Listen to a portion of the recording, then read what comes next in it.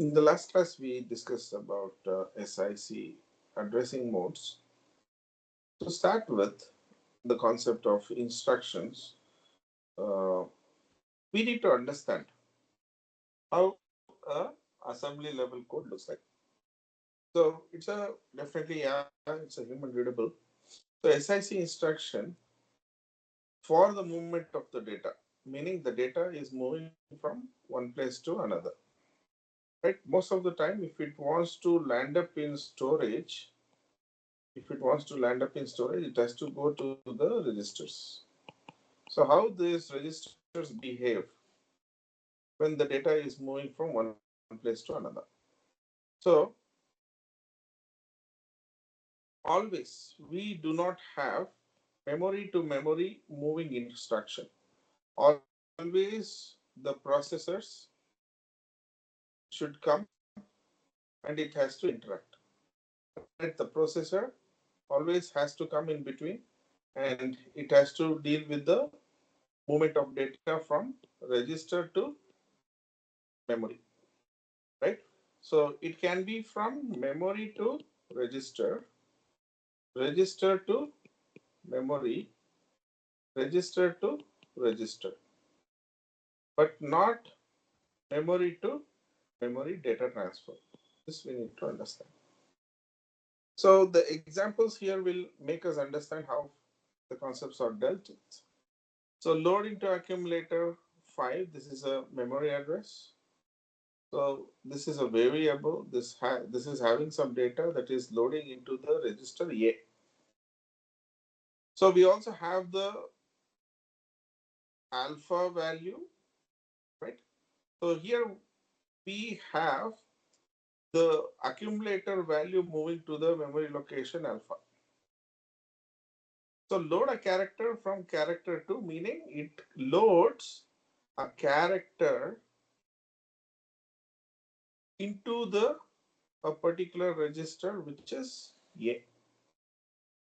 So this is nothing but storing the character from register to C1. So this is how the loading and storing values move, meaning the data move from one particular position to another position, right? So we may have some related code over here, and we have what exactly is information about what is 5, what is alpha, what is char 2, what is C1. So those information you can see over here. Okay. So alpha is actually I told you he's telling that it's a reserved word, meaning what is a word? Word is equals to 3 times the byte. So it is around 24 bits. It's about 24 bits. So alpha is a reserved word of 1. 5. 5 is a reserved word of 5. Constant again, right? So character 2. So char 2 is holding the character 2. Then what is the C1? C1 is again, it's a byte, right? It's a 1 byte memory space. It's a variable again. So this is how we actually decode the assembly level programming language. Yeah, it's a programming language. So you can write this as the same can be written as load into the index register 5, store in the index register alpha, or you can also use the linkage register to say to load it to the register L and store it in from the register L to alpha. This is perfectly fine. You can also use, so basically what it says by default, if you're not specifying any of the registers, accumulator register takes place. And you also have this index register and linkage register, which is free to use whenever it is needed. So else is linkage, index, and accumulator. Next is about some of the instructions. So here we see about the arithmetic operators, how arithmetic operators actually work here. We told you that there are 4 types of arithmetic operators. One is addition, subtraction, multiplication, as well as division. Right? So we have a variable called as beta. We say that beta is equal to alpha plus INCR minus 1. Right? So we need to see what exactly this INCR refers to. INCR is a reserved word. Okay, so we also have a delta which is equals to gamma plus INCR minus 1. Okay, so by using these values, how do I do the arithmetic operation? That's what it says. So loading to accumulator the alpha. What is this alpha? If you want to know what exactly alpha, see, all the values are reserved word here, meaning I have 24 bits. One is only a word which is of one particular word, that is 1 into 3 byte. So here, loading to accumulator alpha. So it is loading the contents of alpha into the register A. So next, what is happening? Add INCR, meaning whatever the contents of INCR is added to A and it is stored in A. Likewise, you can see over here. Right? Then what happens? Sub 1, meaning I'm subtracting 1. So whatever I have this in this particular A, in that A, subtract 1 and again resave it. Okay. Store into accumulator beta, meaning from A to beta, the data is moved. Load into accumulator the gamma value. Then add INCR refers to adding one value to the existing A. And next comes the sub. So these are the instructions, right? You may see that, sir, what are these things? Whatever I see on the left side here, these are nothing but the instructions, right?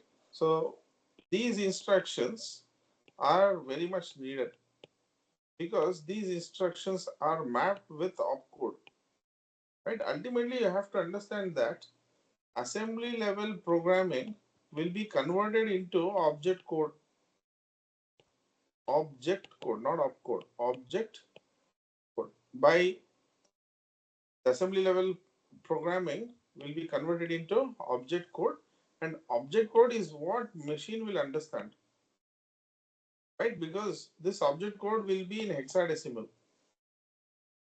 All right, so hexadecimal is what our machine understands, right? It understands all with respect to the binaries.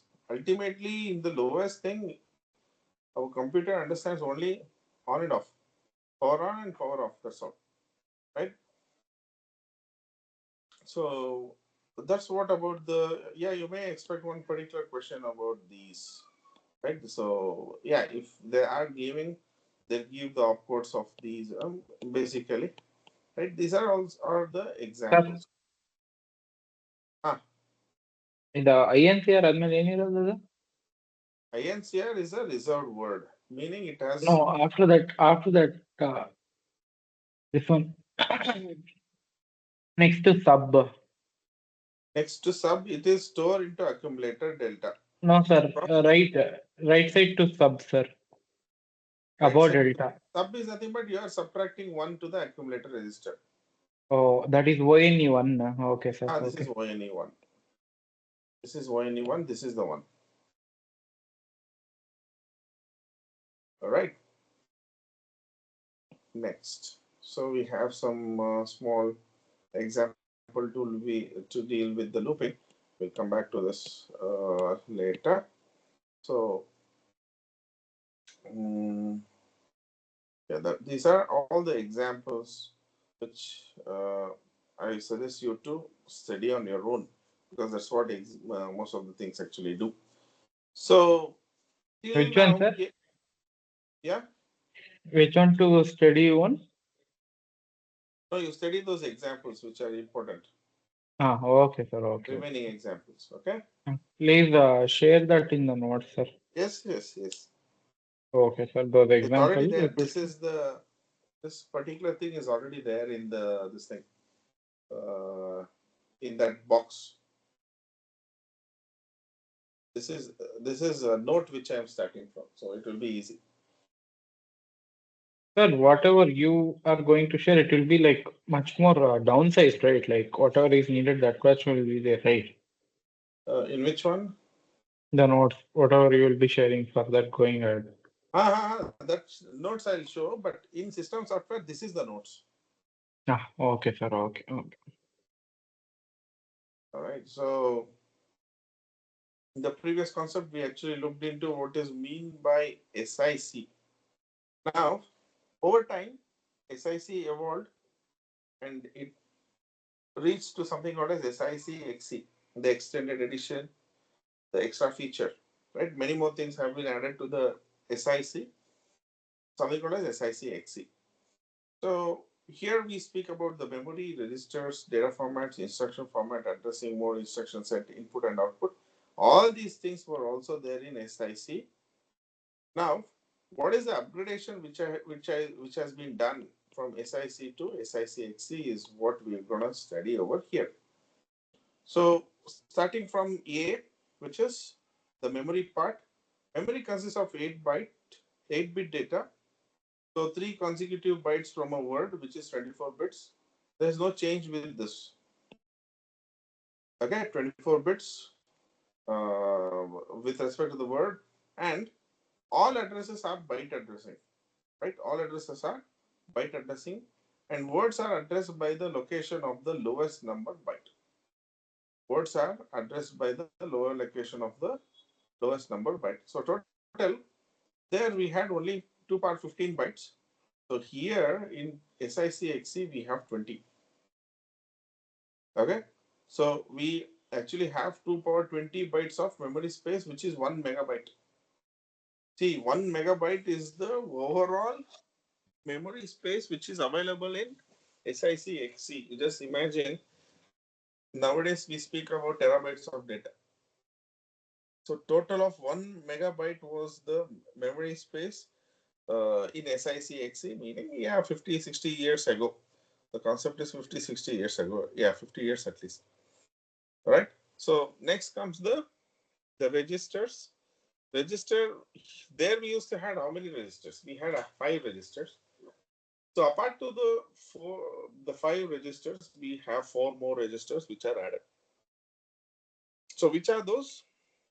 The registers last time, which all we had? We had the register A accumulator over there, and we had the index, we had the linkage, right? We had the status word, right? So we had the PC. So which are the other 4 which have been added? Base register, right? So we didn't have the particular sign which stores the negative and positive, and we also have another register which is of T and F. Yeah, basically F is for floating, and we know that in SIC there was no floating values at all, right? So that's about the register. We have the detailed explanation over here. The mnemonic code for the A is accumulator is A, number is 0, used for arithmetic operations, right? So next is index register, which is 1, used for the indexing, right? To add the contents of index to the existing address for calculating the target address, right? Next comes the linkage register, which is L. The number is 2, which is used to store the return values, right? Storing in the stack. So next comes the base register, which is B, which number is 3. It is used for addressing.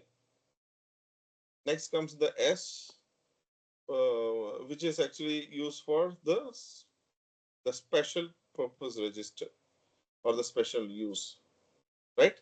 So next comes the register T, which is a general purpose register again, right? So which is used for special use, right? Which is used for the special use. The number is 5, right? So f is, I told you, it's a floating point value which actually stores the floating point. And here the floating point can be used is still 48-bit representation for decimal places. Now, as floating came, the accuracy increased. The accuracy increased. So next is PC and status word. We know that PC is where it contains the address of next instruction, which will be pushed to the processor for execution. Status word is whether the devices are ready or the conditional code, right? So conditional code is yesterday we saw that lesser than or equal to. Lesser than is where the device is not ready, and equal to refers to the device is ready for the input and output, right? So that's about the register. Next we have the data formats in SICXC. Integers are stored in 24-bit binary numbers. Same negative values are represented as 2 complement. Same characters are stored using the 8-bit ASCII codes. There is a 48-bit floating point data. So this is the new concept when it comes to the data format. So when you speak about the floating point, then it's no more 24-bit. It will become a 48-bit representation. Next. So for a 48-bit representation, so this is a split up. Okay. So one is for the S, which is for the special purpose value, which is 1 bit, which is represented for it. The exponent, for the exponent value, we are specifying 11 bits, and for the fraction, 36 bits are represented, right? Or it can be used to store. So 36 plus 11 plus 1 will get you 48 bits. Now, things which you need to see is the fraction is interpreted as the value between 0 to 1. The assumed binary point is immediately before the higher bit order. For normalizing floating point numbers, the higher order bit of the fraction must be 1. The exponent is interpreted as a unsigned binary. So there is something called as signed and unsigned. The exponent is unsigned binary number which is falling between 0 to 2047. 0 to 2047. So meaning 2 power 12 is 2048 minus 1 because 0 we are including. So it becomes 0 to 2047, which will be the highest number for the unsigned binary. Okay. If it is signed binary, half will be gone. Okay. We'll look into that. If the expression has value E, fraction F and the absolute value of the number is represented as F into 2 power E minus 1024. The sign of the floating point number is indicated by S. If this particular S is 0,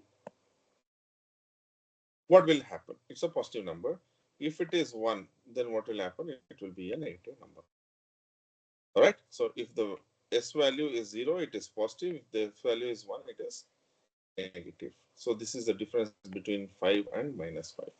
So yeah, I told you that for 5, the normal representation for negative, it is 2 complement plus 1. So what is the 2's complement plus 1? So 0, 1, 0, 1. So 2's complement is 1's complement plus 1, right? So 1 I am adding for this, 1 I am adding for this. So 1, 1, 0, 1. So 1, 1, 0, 1 will be the negative 5 value. Okay, I hope you understood that. So next is about the representation here. So as you know from computer organization, it is represented as MB. So Mantissa, so the base value and the Mantissa value. Mantissa refers to the fraction, right? And yeah, this is how it is represented here. So representing 4 in binary form to 100, convert 0.89 into binary form until it repeats until we get 32 bit, which represents the fraction till here. So here we have all the 32 bit represented till here. Okay. So normalization has to be done. normalization has to be done, but not always. They are specified the binary point, which is immediately before the higher order. Right? So towards the dot, towards the left is called as a mantissa, and on the right side it is called as a base, which as of now we understand. Right? So nothing much here. So the value, as it is 0, it is positive value, and this is the 11 bit. If you represent it in binary, you will get one value, and this is the 36 bit. If you represent it in binary, you will get one value, right? So that will be the fractional part here, right? So this will be the mantissa, and this will be the base. This is what it represents. So next is uh, about the same expressions. Right. Next, we speak about something called as instruction format. So here, a small change towards the existing. So we'll be looking into it. Okay. So the concept um, in the memory used, which is SICXC. So here I told you that we use at around 20 bytes, meaning I have 20 bits, which has to be the address lines, right? Since the memory used by SICXC may be 2 to power 20 byte, the instruction format of SIC is not enough, right? So there are two possible options. One is either to use some form of relative addressing. The second one is extend the address field to 20 bits, right? So there are two things. One is use the same form of relative addressing, which is not possible. And the other thing is increase the size, increase the address field to 20 bits. So what happened is how we needed something to determine whether it is a SIC or a SICXC instruction. SIC instruction has, as I told you previously, very lesser number of bits compared to the extended version, right? So in the extended version, we have the 20-bit address field, which is used to fill, right? So here, what are the 20-bit field which has been actually storing is what we'll be looking into, right? So in SICXC, we have 4 different types of addressing modes, 4 different formats we actually have. So format number 1 to format number 4. So here we have format 1. The format 1 actually specifies what are the things which it does. So format 1 is 1 byte format, right? So 1 byte is 8-bit format, meaning I have only 8-bit where I have only the space which is reserved for the opcode. I don't need any other space. Okay. So which are the instructions which come under those? So the instruction is R sub. R sub is a instruction where it specifies that it is returned to subroutine, meaning come back to the calling function, right? If you want to come back to the calling function, the address is what we need, meaning where we have to go back. That information is already present from in the linkage register, or it is present on top of the stack. Pop it and use it. So you need only 1 byte or 8-bit information to just get it. So R sub is having the op code of 4C. 4C. So this is for 4 and this is for C. Information is actually kept. All right. So next comes the format number 2, where here we have 2-byte instruction, right? So we have 16 bits of address space. So one is 8 bits, which is represented for opcode, and 4 plus 4 bits are represented for the registers. So 4-bit for R1 register and 4 for R2 register, right? So which is that one particular instruction which come under 2-byte instruction. So it is compare with the registers. So CMPR is compare. R here stands for with the registers. So followed by this register is having a value of 0, accumulator is 0, and S is having the value as 4. So that is why you see the value 0 and here as 4. Okay. So the first 8 bits is given for the opcode of CMPR, which is A naught, A0. And accumulator register has the value 0, and our status register has the value 4 again.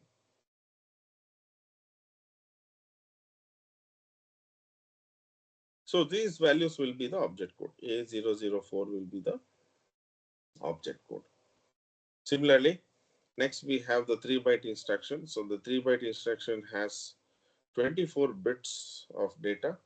So this is called as format 3 or 3-byte instruction format.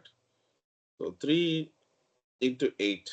So 3 into 8 byte into 8 bits overall. So we have 24 bits. So we have 6 for opcode here.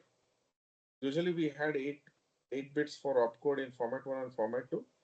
So but in format 3 and format 4 we use 6 bits. But still there is a catch, I'll tell you in the end. It becomes 8 again. How? So I will talk about that again. So as of now we have 6 bits which is specified for opcode, followed by we have 6 flag registers, which flag values we can say.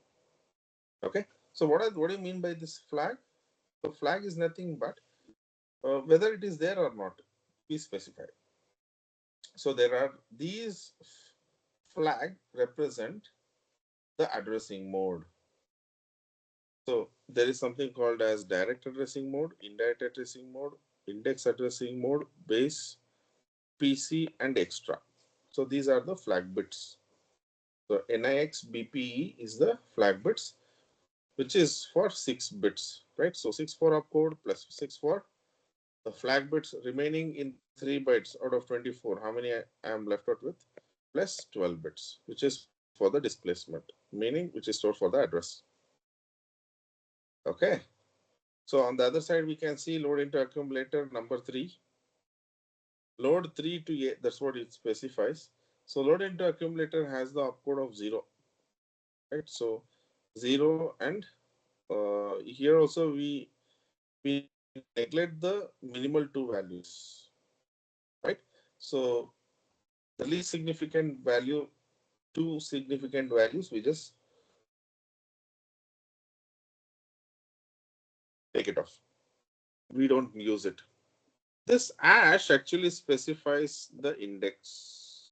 Ash specifies the index. So the index will be highlighted. The index bit will be highlighted. That is flagged. That is 1. And there is, it is, if it is a 4-byte instruction, it will be prefixed by plus.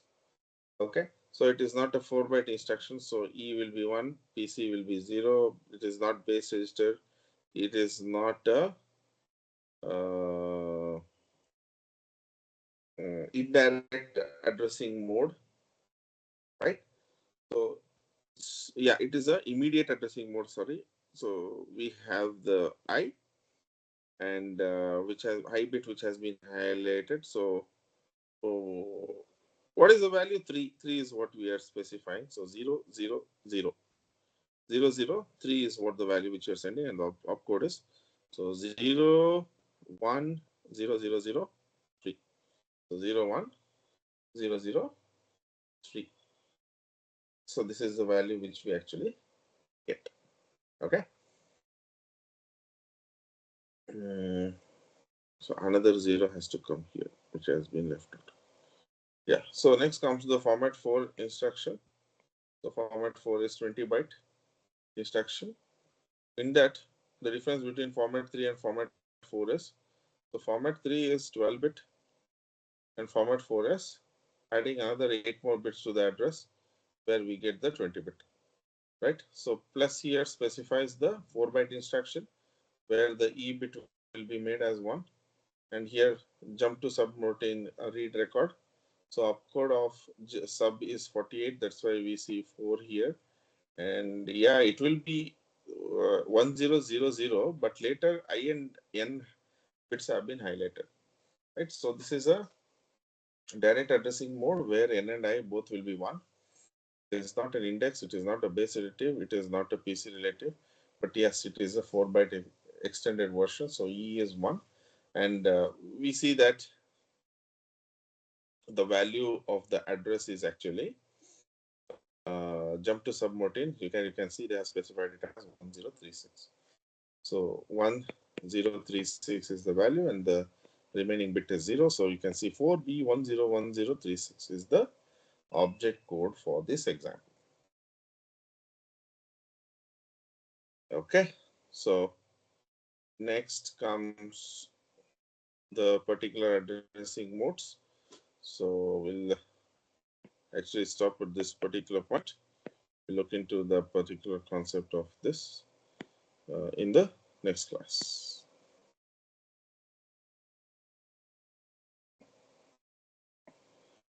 So any doubts?